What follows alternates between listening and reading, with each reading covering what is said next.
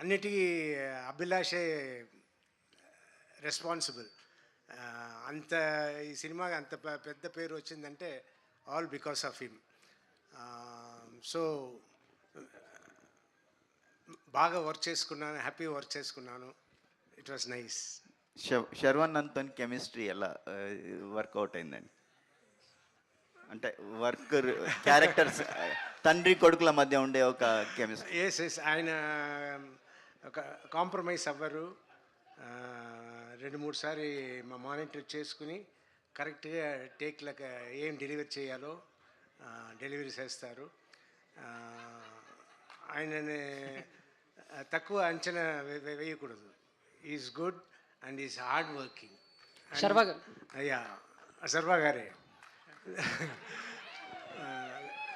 Very hard working. ఆయన ఆయన మనిషే అంత మారిపోయారు. అంటే నేను కేబీఆర్ పార్క్ వాకింగ్ వెళ్తుంటా, ఆయన అక్కడ జాగింగ్ చేస్తుంటారు. సో అప్పుడే నేను చూస్తున్నా. సో ఈజ్ నేను మాత్రం కాదు, అందరూ హార్డ్ వర్కింగ్ అని. అందులో ఈజ్ వెరీ హార్డ్ వర్కింగ్.